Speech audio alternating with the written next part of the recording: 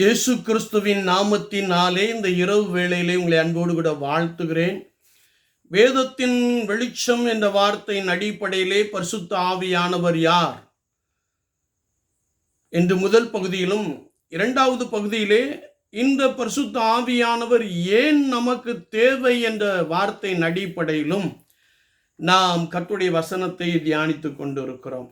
இன்றைக்கும் ஆவியின் கனியோ அன்பு, சந்தோஷம், சமாதானம், நீடிய பொறுமை, தயவு என்ற வார்த்தையை நாம் தியானிக்க போகிறோம். பரிசுத்த ஆவியானவர் நம்மை நிரப்பி இருக்கின்ற பொழுது தயவு நிறைந்த ஒரு வாழ்க்கை அல்லது இரக்கம் நிறைந்த ஒரு வாழ்க்கையை நாம் அப்படிப்பட்டவருடைய வாழ்க்கையிலே காண முடியும் என்பதை குறித்து பரிசுத்த வாக்கியம் நமக்கு மிக தெளிவாக கற்றுக் கொடுக்கிறது. ஆதியாகமத்தின் புஸ்தகம் 39ஆம் அதிகாரம் 21ஆம் வார்த்தையிலே நாம் வாசிக்கின்ற போது, கர்த்தரோ யோசேப்போடு இருந்து அவன் மேல் கிருபை வைத்து சிறைச்சாலை தலைவனுடைய தயவு அவனுக்கு கிடைக்கும்படி செய்தார்.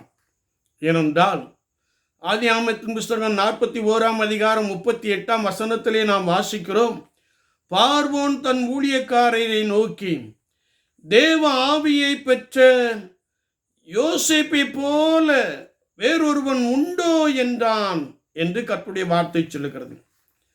யோசேப்பு தேவ ஆவியினாலே நிரம்பியிருந்த மனிதனாய் காணப்பட்டபடியினாலே கர்த்தர் அவனோடு கூட இருந்தார். அவன் சிறையில் அடைக்கப்பட்டிருந்த பொழுது சிறைச்சாலையினுடைய தலைவனுடைய கண்களிலே தயவு கிடைத்தது என்று நாம் வேதத்திலே வாசிக்கிறோம்.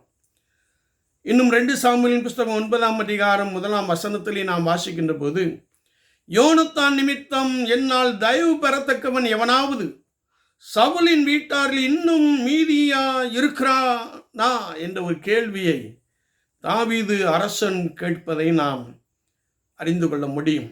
உடனே ஷீபா என்ற வேலைக்காரன் வந்து, ஆம் இருக்கிறான், யோனத்தானின் குமாரன் மேவிபோசேதை 2 கால் முடமுள்ளவனாக காணப்படுகிறான் என்று சொன்னவுடனே 2 சாமுவேல் 9:3 நாம் வாசிக்கிறோம், தேவன் நிமித்தம் நான் சவுலின் குடும்பத்தாருக்கு தயவு செய்யும்படி அவனை அழைத்து வாருங்கள் என்று சொல்லி சவுலுக்குண்டான எல்லா நிலத்தையும் மேவிபோசேதைக்கு இடத்தில் ஒப்படைத்து, நீ நித்தமும் என் பந்தியில் அப்பம் புசிப்பாய் என்று சொல்லுகிற ஒரு வார்த்தையை நாம் வாசிக்க முடியும். ஒருவேளை நாம் வேதத்தை வாசிக்கின்ற பொழுது 1 சாமுவேல் புஸ்தகம் 16ஆம் அதிகாரத்திலே கர்த்தருடைய வார்த்தை சொல்லுகிறது 13ஆம் வசனத்திலே, கர்த்தருடைய ஆவியானவர் தாவீதின் மேல் வந்து இறங்கியிருந்தார். தாவீது தன் எதிராளியின் குடும்பத்திற்கு தயவு காண்பிக்கிறவனாக, இரக்கம் காண்பிக்கிறவனாக இருந்தான் என்பதை நாம் பரிசுத்த வார்த்தையின் மூலமாக இன்னும் அழகாய் அறிந்து கொள்ள முடியும். ஆண்டவராகிய இயேசு கிறிஸ்துவை குறித்து பரிசுத்த லூக்கா 4:18 நாம் வாசிக்கின்ற போது, கர்த்தருடைய ஆவியானவர் என் மேல் இருக்கிறார், தரித்திரருக்கு சுவிசேஷம், இருதயம் நொறுங்குண்டவர்களை குணமாக்கவும், சிறைப்பட்டவர்களுக்கு விடுதலை, குருடர்களுக்கு பார்வை, நொறுங்குண்டவர்களை விடுதலையாக்கவும் நான் வந்தேன் என்று சொல்லுகிறார். பரிசுத்த ஆவியானவரால் நிரப்பப்பட்டிருந்த இயேசுவானவர் அநேகருக்கு தயை செய்த காரியத்தை, அநேகருக்கு விடுதலை கொடுத்த காரியத்தை, அநேகருடைய கண்களை திறந்த காரியத்தை, குருடர்கள் பார்வையடைந்த காரியத்தை, முடவர்கள் எழுந்து நடந்தார்கள், மரித்தவர்கள் உயிரோடு கூட எழுந்தார்கள் என்பதை நாம் பரிசுத்த வேதாமத்திலே தெளிவாய் அறிந்து கொள்ள முடியும். ஆண்டவர் ஏசாயா தீர்க்கதரிசன புஸ்தகத்தை திறந்து வாசித்த பொழுது, கர்த்தருடைய ஆவியானவர் என் மேல் இருக்கிறார் என்று வாசிக்கிற ஒரு அனுபவத்தை நாம் பார்க்க முடியும். என்னை கேட்டுக்கொண்டிருக்கிற என் அன்பு சகோதரனே, சகோதரியே, நீங்கள் பரிசுத்த ஆவியானவரால் நிரம்பி இருந்தால் அல்லது கர்த்தருடைய ஆவியானவர் உங்களை பலமாய் நிரப்பி இருந்தால், நீங்கள் வாழுகின்ற இடத்திலே அநேகருக்கு தயவு காண்பிக்கிறவர்களாக இருப்பீர்கள், அல்லது அநேகரை குறித்து இரக்கம் உடையவர்களாக இருப்பீர்கள் என்பதை குறித்து வசனம் நமக்கு தெளிவாய் கற்றுக் கொடுக்கிறது. ஒருவேளை இந்த தேவ ஆவியானவரால் உயிர்த்தெழுந்த இயேசு கிறிஸ்துவின் வல்லமையினாலே நாம் நிரப்பப்படவில்லை என்றால் நம்முடைய இருதயம் கடினப்பட்ட ஒரு இருதயமாய் காணப்படும். அங்கே இரக்கம் இராது, அன்பு இராது, சாந்தம் இராது, பொறுமை இராது, அது மாத்திரமல்ல தயவும் இராது என்பதை நாம் நன்றாய் அறிந்திருக்கிறோம். விசுவாச வாழ்க்கையிலே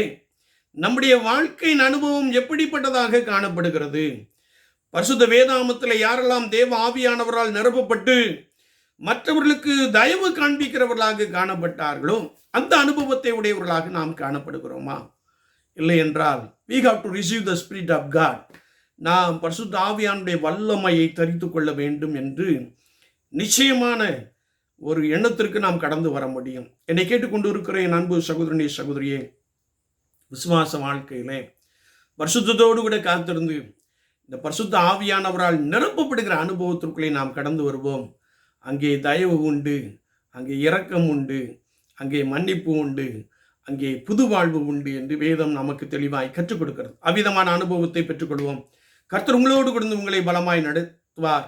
நீங்கள் அநேகருக்கு தயவு காண்பிக்கிறவர்களாக காணப்படுவீர்கள். கர்த்தருடைய நாமம் உங்கள் மூலமாய் மகிமைப்படும். ஆண்டவர் அப்படிப்பட்ட கிருபைகளை உங்களுக்கு நிறைவாய் கொடுப்பாராக. ஆமீன், ஆமீன்.